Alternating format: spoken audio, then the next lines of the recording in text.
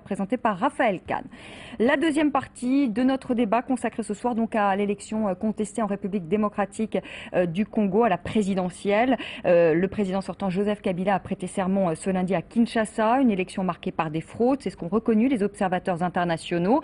Alors pour cette deuxième partie de débat, eh bien nous sommes avec Félix Tshisekedi qui est le fils donc d'Étienne Tshisekedi. Merci d'être avec nous. Nous sommes également avec Christophe Boisbouvier, notre confrère de RFI, spécialiste de l'Afrique, et nous sommes avec Mathieu Mabin, grand reporter à France 24. Mathieu qui revient de Kinshasa. On écoute tout de suite, si vous le voulez bien, Joseph Kabila. C'était donc ce lundi lors de sa cérémonie d'investiture à Kinshasa. Mes chers compatriotes, le 28 novembre dernier, vous avez été appelés à choisir entre d'une part le commerce chimérique sur fond de discours incendiaires et d'autre part la perspective de la consolidation de la paix et de la stabilité, la poursuite de la reconstruction du pays et la crédibilité du projet de sa modernisation. Voilà, la prestation de serment, c'était ce mardi et non pas lundi. Félix Tshisekedi, donc je rappelle, vous êtes le fils d'Étienne Tshisekedi, vous êtes membre du Parti de l'Union pour la démocratie et le progrès social, l'UDPS. Vous avez entendu avec nous Joseph Kabila qui dénonce un discours incendiaire. Alors avant même les résultats de l'élection, Étienne Tshisekedi avait annoncé qu'il allait remporter ce scrutin. Aujourd'hui, il appelle à capturer Joseph Kabila. Est-ce que c'est pas jouer aujourd'hui la carte de l'embrasement, passer finalement force dans un pays très fragilisé? Est-ce qu'il n'est pas de votre responsabilité aujourd'hui d'appeler au calme? Mais je ne vois absolument pas d'appel à la violence dans ce que dit M. Étienne Tshisekedi. Nous sommes victimes d'une imposture, d'une vaste escroquerie et nous crions au voleur, c'est tout simple. Pourquoi ne pas avoir recours à la Cour suprême pour contester les résultats? Mais vous avez vu ce qu'il est advenu à M. Kamere qui a, lui, osé y aller. Donc je ne vais pas vous faire un dessin. Est-ce que vous pouvez nous dire ce qui lui est arrivé? Ce n'est pas une Cour suprême, elle n'a même pas dit le droit. Vous avez vu la comédie, la parodie de justice qui s'est jouée à cette fameuse Cour suprême. Les droits de l'accusation n'ont pas été respectés et on l'avait su dès le départ. Il est à noter, vous devez le savoir, que ces messieurs de la Cour suprême ont été nommés en pleine campagne électorale par M. Kabila. Ça dit tout. Ça dit évidemment que ce sont des hommes de main qui devaient simplement être là pour finaliser un scénario mis en place, et c'est ce qui est arrivé à M. Kamere. Mathieu Mabin. La Cour suprême comptait 7 juges, effectivement, il y a encore quelques semaines. Une vingtaine ou 27 ont été ajoutés. Une vingtaine. Une vingtaine. Dans les derniers jours, effectivement, ceux qui précédaient l'élection. Donc ça n'a aucun sens à vous entendre donc de contester devant la Cour suprême. Christophe Boisbouvier, s'il n'y avait pas eu de fraude, est-ce que Joseph Kabila était malgré tout assuré de remporter ce scrutin? Ah, c'est la grande question.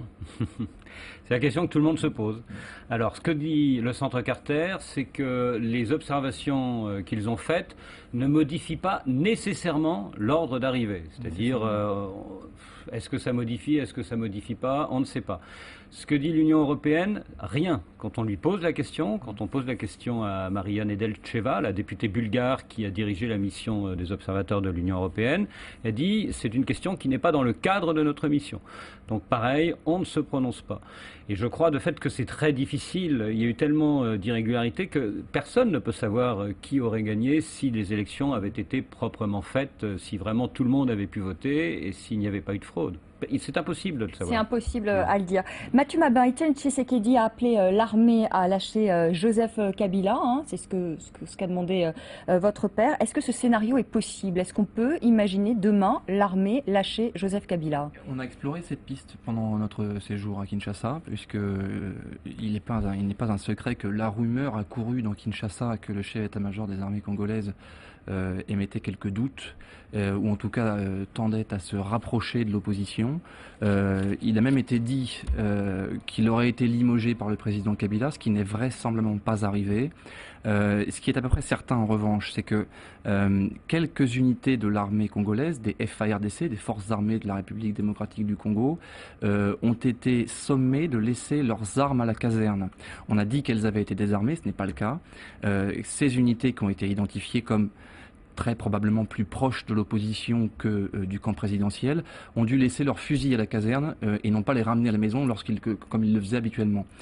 C'est les seuls signes qu'on a vus, les seuls signes de flottement qu'on a pu constater au sein de l'armée congolaise. Maintenant, il ne faut pas oublier une chose, c'est que les FARDC, les forces armées congolaises, restent assez faibles. Le corps d'élite des forces armées congolaises, c'est la garde présidentielle, la garde républicaine, qui, elle, est tout entière dévouée au président Kabila et qui représente la force dans ce pays. C'est pour ça qu'il elle n'est pas prête à lâcher, en l'occurrence, le président Kabila. Certainement à aucun prix. S'il devait y avoir les derniers défenseurs du régime Kabila, ce serait eux. Ce qui nous amène à constater à expliquer pourquoi finalement il n'y a pas eu de débordement pendant ces élections. La force est dans un seul camp. Le président Kabila a la force policière, il a la force armée. En face, il n'y a rien du tout. Pas un fusil, aucun moyen de faire pression par la force. Et d'ailleurs, il n'en a jamais été question réellement. Il n'en a jamais été question, mais il faut souligner ici que s'il n'y a pas, pour le moment je dis, parce que le ras-le-bol est généralisé, s'il n'y a pas encore des gens dans les rues, quoi qu'il y en a eu le jour de la proclamation des résultats provisoires et le lendemain, donc le vendredi 9 et le samedi 10, mais s'il n'y en a pas eu, c'est parce qu'il faut le dire, ce régime est un régime qui massacre tous les jours. Tous les jours, il y a des morts. Pour la moindre manifestation, on tire sur la foule, et je crois que d'ailleurs, nous avons vu des images sur France 24 où on a vu très clairement des militaires de la garde présidentielle tirer à bout portant sur la foule et faire des victimes. Le camp présidentiel vous accuse également d'être à l'origine de ces violences. Ils ont une nouvelle méthode, c'est celle de ramasser les cadavres et d'aller les enterrer dans des fosses communes. Christophe Boisbouvier, vous pouvez peut-être réagir à ces propos de Félix Tshisekedi. Est-ce que c'est un régime, comme il le dit, qui assassine tous les jours? C'est un régime où, en effet, la répression peut être très violente. Et c'est vrai que le dernier jour de la campagne, c'est-à-dire le 26 novembre, quand Étienne Tshisekedi a été bloqué à l'aéroport de Kin à son retour de province, d'après Human Rights Watch, il y a eu 18 morts lors des affrontements entre forces de l'ordre et manifestants. C'est la journée la plus sanglante en fait de tout ce processus, le 26 novembre. Ce qui est important, je crois, et peut-être ce qui ressort des propos de M. Tshisekedi, c'est qu'on a le sentiment que son père, Étienne Tshisekedi, actuellement est dans une stratégie de prudence et qu'il retient ses troupes, qu'il ne veut pas, pour l'instant, organiser de grandes marches massives qui pourraient aboutir à de violents affrontements. On sent que depuis l'annonce officielle de la victoire de Joseph Kabila par la CENI le 9 décembre dernier, ça fait quand même déjà 2 semaines, il est très prudent et qu'il n'est pas dans une stratégie de confrontation dans la rue et qu'il est plutôt dans une stratégie d'interpellation de la communauté internationale. Alors de fait, c'est vrai que ce mardi, il n'y avait pas beaucoup de diplomates de haut rang, de ministres et de chefs d'État à l'investiture de Joseph Kabila, mais il y avait quand même tous les ambassadeurs en poste à Kinshasa qui étaient là. Et pour Joseph Kabila, ça peut suffire pour avoir la reconnaissance internationale. Alors, Félix Tshisekedi, pour le moment, Christophe Boisbouvier nous le disait à l'instant, vous jouez plutôt la carte de l'apaisement, vous n'avez pas envoyé vos hommes dans la rue. En revanche, est-ce que vous maintenez cette prestation de serment ce vendredi? Votre père, donc, qui a dit qu'il prêterait serment ce vendredi à Kinshasa. On a eu tout à l'heure Lambert Mende, donc, sur notre plateau, qui est le ministre de la Communication et des Médias, qui a dit qu'il acceptait une manifestation pacifique, mais en tout cas qu'il ne serait pas question de prestation de serment. Qu'est-ce que vous lui répondez? Il y aura prestation de serment du président. Quoi qu'il arrive, il y aura prestation de serment. Il y aura prestation de serment du président élu de la République démocratique du Congo. Ce qui s'est passé aujourd'hui est une imposture, je l'ai dit, et donc nous allons la réparer le vendredi prochain. Au stade des Martyrs ? C'est tout à fait normal. Au stade des Martyrs ou ailleurs, parce que bon, vous savez qu'il faut demander l'autorisation. Le stade dépend peut-être des programmes sportifs, donc ça nous ne le savons pas. Enfin, du moins je ne le sais pas parce que je me trouve actuellement à l'extérieur, mais ce qui est certain, il y aura prestation de serment et vous allez voir la différence. Nous allons offrir à l'opinion internationale l'occasion de voir de quel côté se penche le peuple. Encore une fois, ce qui s'est passé aujourd'hui est une imposture. Je voudrais quand même revenir sur ce qu'a dit votre correspondant tout à l'heure au sujet des rapports qui ont été donnés par les deux organisations sérieuses, donc la Fondation Carter d'une part et les observateurs de l'Union européenne. Mais on a tendance à oublier l'Église catholique du Congo qui est une institution tout aussi sérieuse. Et qui a dénoncé en effet des irrégularités. Il ne faut pas l'oublier, l'Église catholique avait 30 000 observateurs, donc c'est-à-dire un observateur pour 2 bureaux. Ça suffit, je suppose, pour avoir une idée globale de la situation. Et le cardinal, le primat du Congo, le cardinal Laurent Mosengo, l'a très bien dit, c'est Étienne Tshisekedi qui, selon les rapports qu'ils ont, qui a remporté les élections. Il l'a dit sur la RTBF et je l'ai personnellement suivi. Qui n'est pas le primat du Congo. Attention. Peu importe, je ne m'y connais pas très bien dans la hiérarchie de l'Église catholique. Ce que je sais, c'est qu'il n'est pas la voix de l'Église catholique au Congo. Ça, c'est une certitude. Ce n'est pas grave, c'est le primat. Mais si je me trompe, je veux dire, extrêmement si je me divisé trompe sur cette question. Peut-il dire que Étienne Tshisekedi est gagné, il y a 63 000 bureaux de vote? Il a dit qu'Étienne Tshisekedi a gagné et il est le patron de l'Église catholique et l'Église catholique avec 30 000 observateurs sur la scène. Il n'est pas le patron de l'Église catholique, il n'est pas le représentant de ces 30 000 observateurs. Non, c'est un point très important. Il est évêque de Kinshasa. Oui, d'accord, évêque de Kinshasa et cardinal du Congo. C'est une autorité religieuse de premier plan au Congo. Il est le patron de l'Église et il était tout à fait au courant des rapports que lui ont fait ceux qui avaient été sur le terrain. Donc, il n'a pas, il disait pas des paroles en l'air. D'autres éminents représentants de l'Église catholique se sont prononcés dans le sens inverse. Je n'ai pas entendu un seul contredire le cardinal Mosengo. Dites-moi lequel. Dites-moi lequel. Christophe Boisbouvier. Juste un mot sur les chrétiens, les catholiques. C'est vrai qu'ils ont fait un beau travail d'observation, 30 000 en effet, pour 63 000. Le problème, c'est qu'ils devaient envoyer leurs résultats à Kinshasa par SMS et qu'au moment où ils devaient le faire, les SMS ont été interdits. Et ils le sont toujours.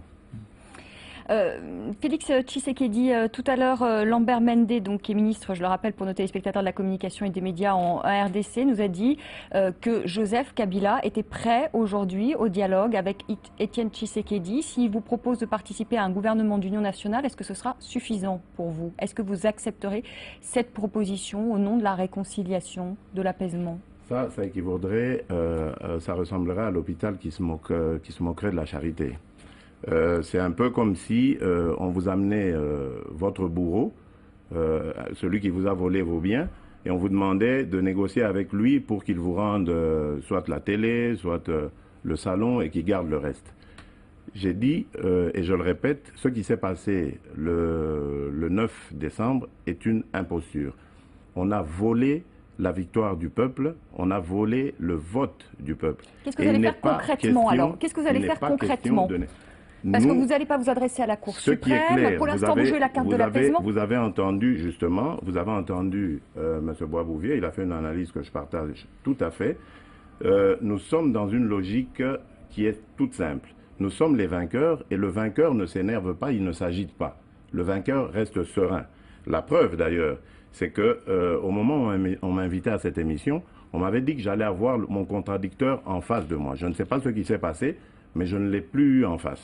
Donc ça veut dire, Lambert Mende s'est expliqué là-dessus. Ça veut dire ce que ça veut dire. Donc je ne m'approfondis pas. Il a expliqué ça, il a dénoncé notamment ses appels à la capture de Joseph Kabila. Oui, mais je ne vais pas le capturer dans un État comme celui-ci, la France, État Oui, mais de enfin, droit, il a dénoncé en tout cas les propos d'Étienne Tshisekedi. Voilà, nous savons très bien comment ça se passe avec ces manipulateurs. Mais enfin, ce que je veux dire, c'est que nous sommes dans la position, dans la stature du vainqueur. Et donc, comme vous l'avez dit, nous attendons, nous avons sollicité la communauté internationale afin que celle-ci nous aide à résoudre cette crise sans bain de sang. Parce que nous savons qu'en face de nous, parce que nous savons sur les institutions internationales, parce que nous savons qu'en face de nous, nous avons des tueurs qui sont capables de faire un bain de sang à Kinshasa ou ailleurs. Et ça, nous n'en voulons pas. Nous savons qu'avec la pression internationale, nous allons réussir à reconquérir notre victoire. Christophe Boisbouvier, très rapidement un mot, est-ce qu'il y a un risque d'embrasement en RDC Oui, bien sûr qu'il y a un risque d'embrasement. C'est-à-dire que si quelque chose dérape, oui. Par exemple, si demain Étienne Tshisekedi est arrêté, par exemple, ça, on ne sait jamais, ça peut arriver. Là, oui, ça peut s'embraser. Si, par exemple, la rue, même si Étienne Tshisekedi tente de retenir ses troupes, mais si ses troupes veulent quand même y aller, je ne pense pas seulement d'ailleurs à Kinshasa, mais au Kasaï, ça peut s'embraser. Donc vraiment, oui, il y a un risque. Mais c'est vrai que pour l'instant, et c'est à la surprise générale d'ailleurs, pour l'instant, c'est depuis les graves événements du 26 novembre, le pire n'est pas arrivé, tout le monde retient son souffle et tout le monde espère pouvoir passer les fêtes de Noël. Vous savez qu'au Congo, tout le monde est chrétien, tout le monde espère passer les fêtes de Noël dimanche prochain dans le calme. Dans le calme et la ferveur.